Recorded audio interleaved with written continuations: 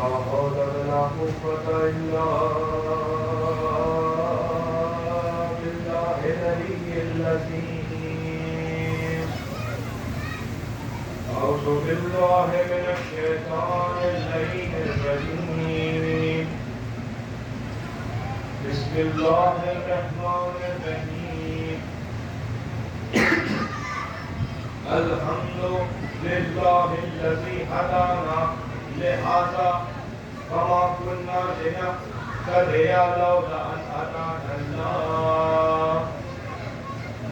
لقد جاءت رسل ربنا بالحق الصلاة والتحية والإكرام على سيد أصل ضعف الوجود سر الله في كل موجود نقطة دائرة الوجود صاحب لواء الحمد والمقام المحمود مولا الثقلين جد الحسن والحسين بالقاسم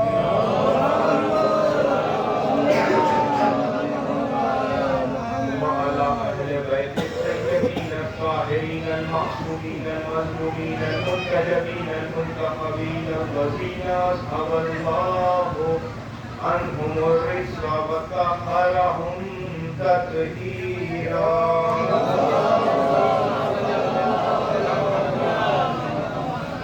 أما بعد فقد قال الله تبارك وتعالى وقوله الحق. بسم الله الرحمن الرحيم. اليوم أكملت لكم دينكم وأتممت عليكم نعمتي ورضيت لكم الإسلام دينا. صلوات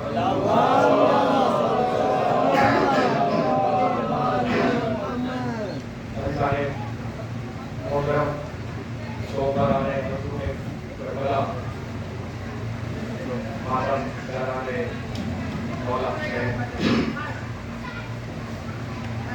کرم ہے حضرت چہارتا معصومین کا اور خصوصی صدقہ ہے شہزادی کونین بنت جناب رسول الثقلین مادر حسنین صدیقہ طاہرہ راضیہ مرضیہ بطول عذرا اور انسیہ بی بی جناب فاطمہ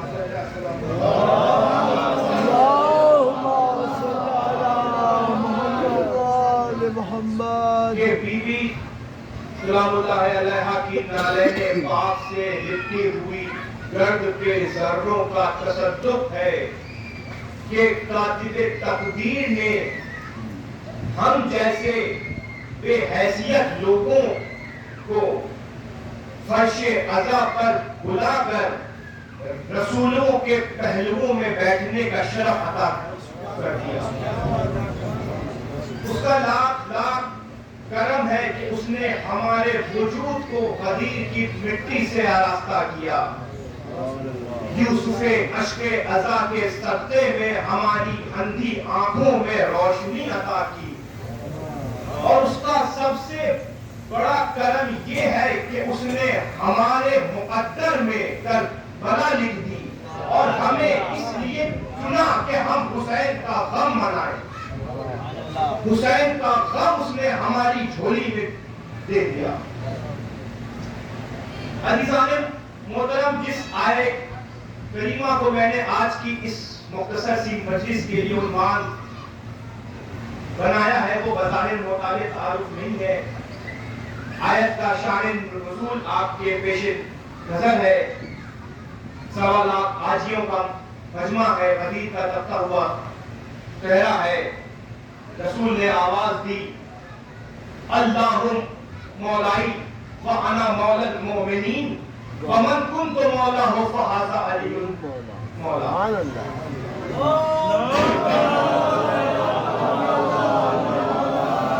اور جیسے ہی رسول نے یہ اعلان کیا ویسے ہی اللہ نے آیت بھیجی اليوم اکملت لکم دینکم واتممت علیکم نعمتی ورضیت لکم الاسلام دینا. آج کے دن میں نے دین کو کامل کر دیا, آج کے دن میں نے دین کو مکمل کر دیا, آج کے دن میں اس بات پر راضی ہوا کہ اسلام دین کہلائے. عزیزان محترم, آج دنیا ہم سے یہ کہتی ہے کہ تم علی کو اپنی عبادتوں میں شامل کیوں کرتے ہو, علی کو اپنی نمازوں میں شامل کیوں کرتے ہو. میں ان سے صرف اتنا کہنا چاہتا ہوں, عقل کے اندھو, جب بغیر علی کی ولایت کے اللہ اسلام کو دین قبول نہیں کرتا تو تمہاری عبادتوں کو کیا قبول کرے گا؟ صلوات پڑھتے محمد.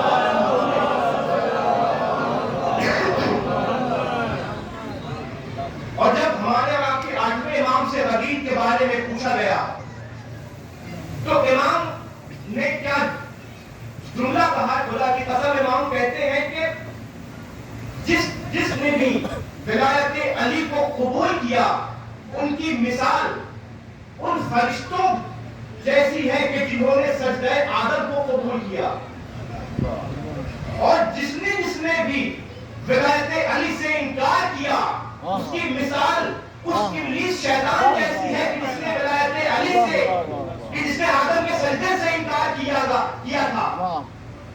ارے مسلمانوں, کیا توڑو گے تم اس علی کی عظمت کو کہ جس کی ولایت کو فقط مان لینے کا نام سجدہ ہے. جس علی کی ولایت کو فقط مان لینے کا نام سجدہ ہے. رسول نے اعلان کیا, اللہ مولائی, اللہ ہمارا مولا ہے, وانا مولا المؤمنین, اور میں مومنین کا مولا ہوں. ومن کنت مولا ہو فہذا علی المولا, اور اب جس کا میں مولا ہوں اس کے لیے علی مولا ہے. علیو, میری سمجھ میں ایک بات یہ نہیں آ رہی تھی کہ اتنا بڑا قرآن, مسلمانوں کو قرآن سے کوئی نفرت نہیں, لیکن یہ اتنا چھوٹا سا لفظ مولا, لفظ مولا, اس سے اتنی پریشانی کیوں ہے؟ تو جب میں نے تحقیق کرنا شروع کیا, اس لفظ کی جڑ تک پہنچنا شروع کیا, تو مجھے پتا یہ چلا کہ اصل میں یہ لفظ مولا غدیر کا دیا ہوا لفظ نہیں ہے, بلکہ یہ لفظ ابو طالب کا ذوالعشیرہ میں دیا ہوا لفظ ہے. اور یہی وجہ ہے کہ مسلمانوں کو اس لفظ سے اتنی زیادہ نفرت ہے. تاریخ آپ کے پیش نظر ہے, آواز آئی, فانزل عشیرتک الاقربین, دعوت کا اہتمام دیا گیا.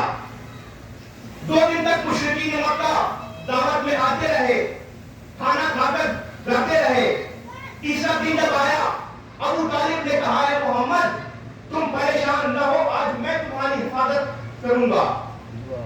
لہذا تیسرا دن جب آیا, دعوت کا اہتمام ہوا, مشرکین مکہ آئے, دستور کے مطابق کھانا کھا کے اٹھ کے جانے لگے. ایک مرتبہ ابو طالب نے ابو جہل کو بیٹھایا, بیٹھ اپنی جگہ پر. ادھر ابو جہل سے غیظ و غضب کے لہجے میں باتیں کی, ادھر محمد کی طرف مڑے آواز دی, قم یا سیدی ومولائی, اے میرے مولا, اے میرے آقا, اب آپ کو پیغام پہنچائیے جو آپ کو پہنچانا تھا, اب آپ کو تبلیغ کیجیے جو آپ کو کرنا تھا. عزیزو, اللہ کو یہ لفظ مولا ابو طالب کے لہجے میں اتنا پسند آیا کہ اللہ نے بھی قسم کھا لیا, ایک اے میرے حبیب کو مولا کہنے والے ابو طالب, آج تم نے 40 کافروں کے سامنے میرے حبیب کو مولا کہا ہے. تو صحیح 1.25 لاکھ بھائیوں کے مجمع میں اگر میرے بیٹے کو مولا نہ کہتا تو خدا نہ کہتا. صلوات پڑھتے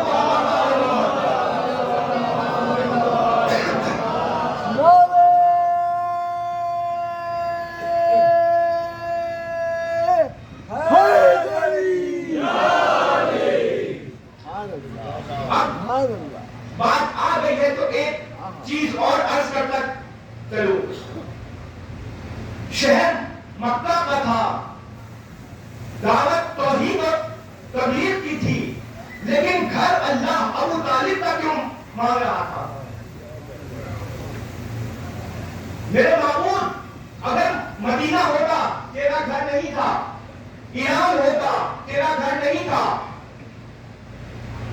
لیکن یہ مکے میں کعبہ موجود ہے، پھر تو اسلام کی دعوت کے لیے ابو طالب کی حویلی کیوں مانگ رہا ہے؟ ابو طالب کا گھر کیوں مانگ رہا ہے؟ چاہیے سارے عالم اسلام سے پوچھئے کہ آخر اسلام کی پہلی دعوت خانہ کعبہ میں ہونے کے بجائے ابو طالب کے گھر میں کیوں ہو رہی ہے؟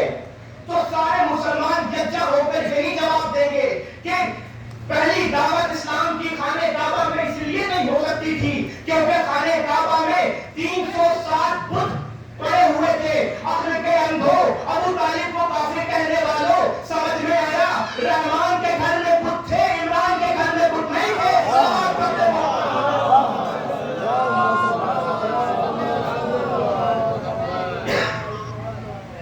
رحمان کے گھر میں بت تھے، عمران کے گھر میں بت نہیں تھے۔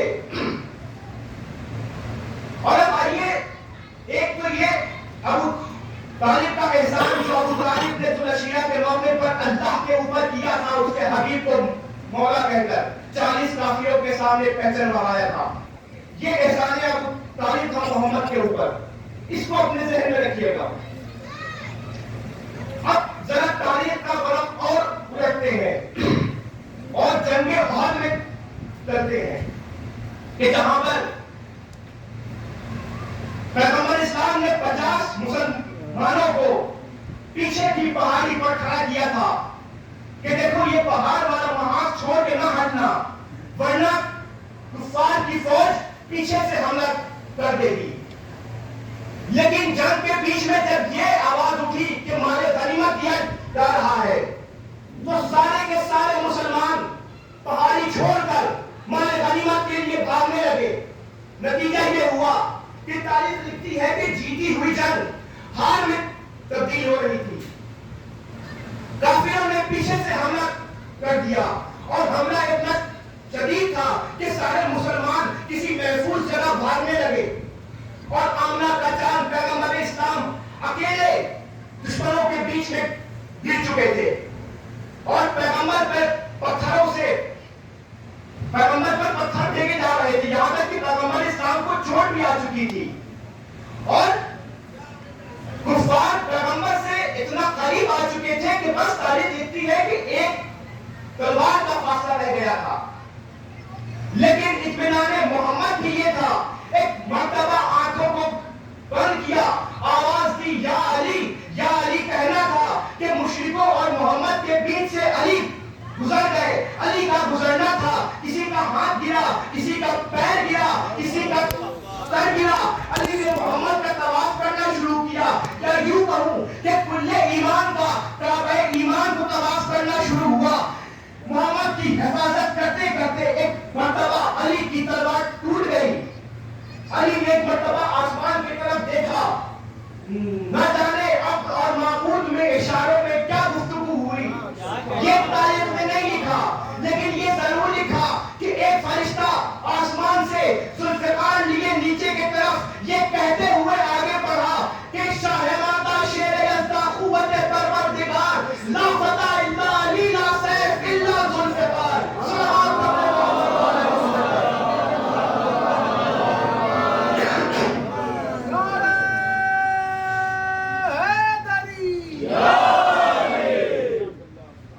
ذوالفقار علی کے ہاتھوں میں آئی، علی نے اپنی پرانی سہیلی کو دیکھا، ذوالفقار نے علی کے ہاتھوں پر بوسہ دیا اور اب جنگ شروع ہوئی۔ جنگ ہوتے ہوتے ایک مرتبہ کفار کی فوج میں ہلچل مچی اور آواز گونجی، قد قتل محمد قتل کر دیے گئے۔ یہ آواز جب علی کے کانوں سے ٹکرائی، ایک مرتبہ علی نے اپنے گھوڑے کی لگام کو چھوڑا، ذوالفقار کو دائیں ہاتھ سے بائیں ہاتھ میں لیا اور گھوڑے کو دوڑاتے ہوئے محمد کے قریب آئے۔ قریب آ کر ایک مرتبہ اپنے پوری اسد اللہ قوتوں کے ساتھ محمد کو اٹھا کر ہاتھوں میں بلند کیا۔ ایک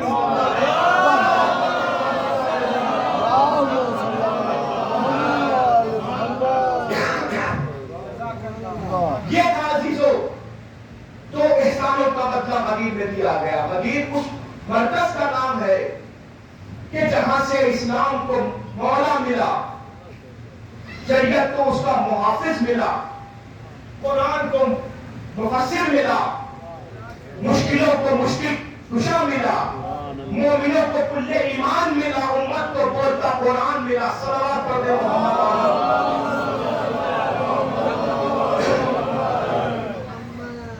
میرا لاکھوں سلام ہو ابو طالب کی زندگی پر.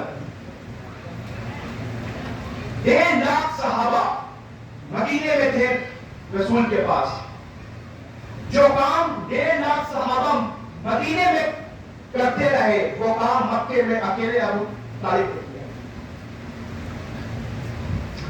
اور میں کہتا ہوں مسلمانوں, تم کیا سمجھو گے ابو طالب کی عظمت کو, ابو طالب کی بلندی کو؟ آج آپ دنیا کے کسی بھی چھوٹے سے چھوٹے بچے کے ہاتھ میں قرآن دے دیں, وہ بچہ بنا بتائے اس قرآن کو کسی پاک اور اونچی جگہ پہ رکھے گا. اس چھوٹے سے بچے کو یہ عقل ہے کہ قرآن کو پاک اور اونچی جگہ پہ رکھا جاتا ہے. جب اللہ کو اپنے قرآن کو رکھنا تھا, اللہ کو پوری کائنات میں ابو طالب کی آنکھوں سے زیادہ پاک اور اونچی جگہ نظر نہیں آئی کہ جہاں پر وہ اپنے قرآن کو نازل کرتا.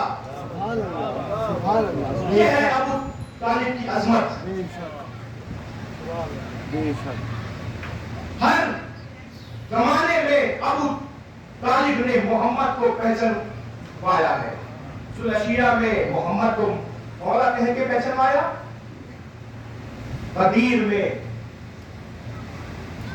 دعوت سلشیہ میں محمد کو پہچنوایا, جنگ احد میں علی نے محمد کو ہاتھوں پہ اٹھا کے پہچنوایا, تو کبھی کربلا میں حسین نے اپنا سر کٹا کے محمد کو پہچنوایا. اور صرف حسین نے نہیں, ہر سنگ کے ابو طالب نے محمد کو اپنے اپنے طریقے سے پہچنوایا. علی اکبر نے اپنے سینے پہ بچی کی اڑانی لے کر محمد کو پہچنوایا. عباس نے اپنے دونوں بازو کٹا کے محمد کو پہچنوایا. زینب نے اپنی رضا دے کر محمد کو پہچنوایا. اب آپ ایسا عزا کے دن ختم ہو رہے ہیں. چند دنوں کا مہمان رہ گیا ہے ہمارا اور آپ کا آقا. آج 5 محرم ہو گئی, ابھی تو جی کھول کے رو دیا پائے تو ہم اپنے آقا کو.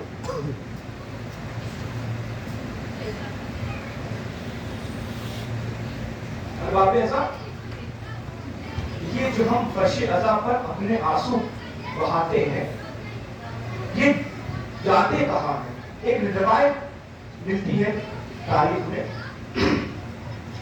کہ ذاکر مولا حسین کسی زمانے میں ہوا کرتا تھا, تو اس کا یہ دستور تھا کہ جب بھی وہ مجلس کے بعد خوب رویا کرتا تھا, خوب گریا کرتا تھا, وہ صرف ایک دعا کرتا تھا کہ مولا مجھے کسی طرح اپنے روزے پہ بلا لیجیے, ایک بار کربلا بلا لیجیے, اپنے روزے کا دیدار کرا لیجیے. نہ جانے کیا تاثیر تھی اس کی دعا میں کہ ایک سال مولا نے اسے اپنے روزے پہ بلا لیا.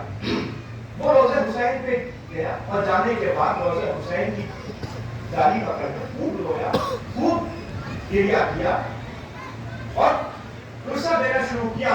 آپ کو آپ کے علی اکبر کا قرصہ, آپ کو آپ کے بھائی عباس کا قرصہ دیتے دیتے ایک مرتبہ اس کے دماغ میں خیال آیا, کہتا ہے مولا آپ اتنے کریم ہیں کہ آپ مجھے کربلا تک بلا سکتے ہیں, اے مولا اتنا کرم اور کر دیجئے کہ ایک مرتبہ اپنی زیارت کرا دیجئے.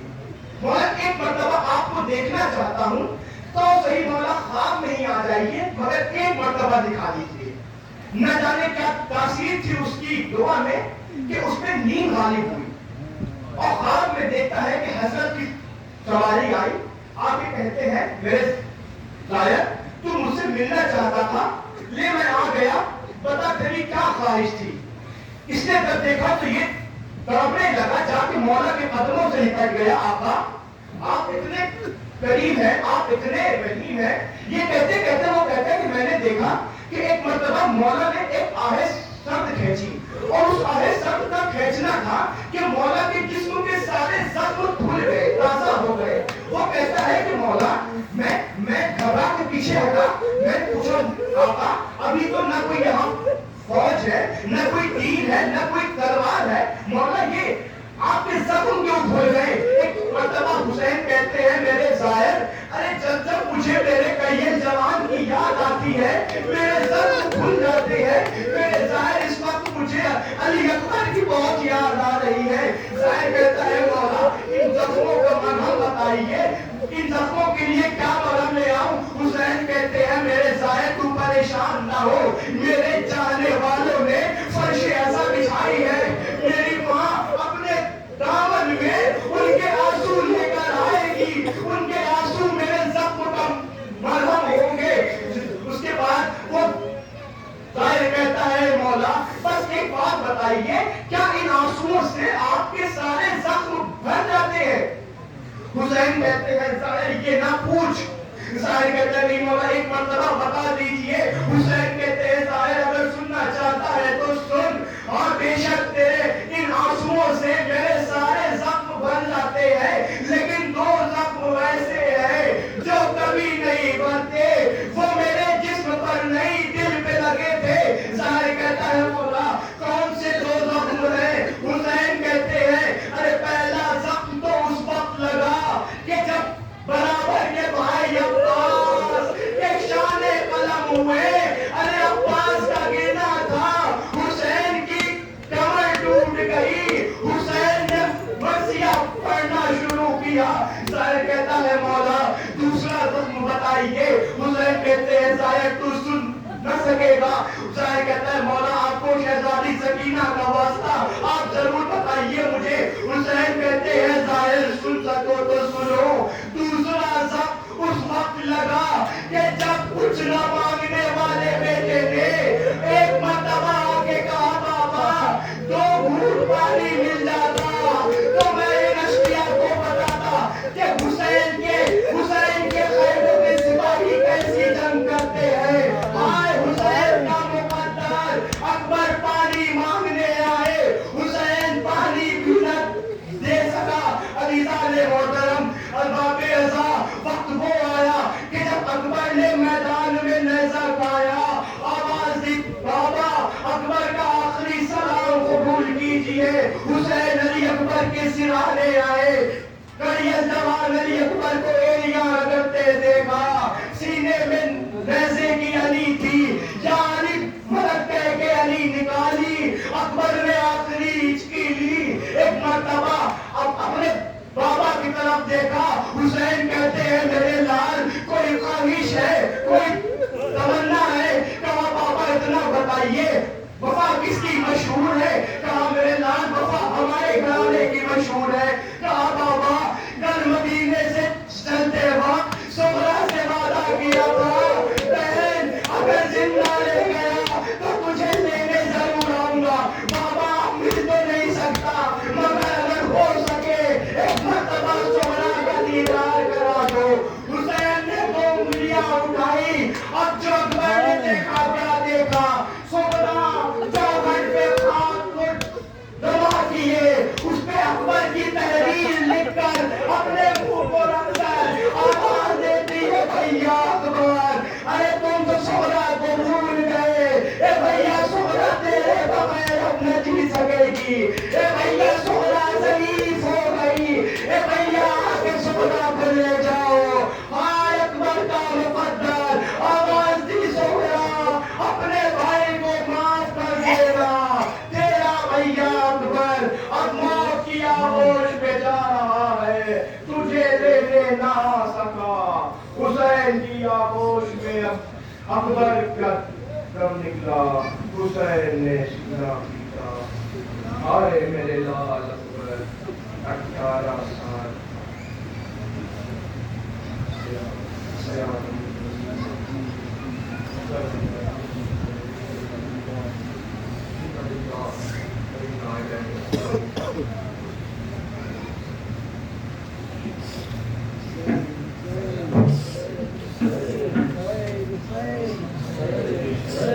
خیر خیر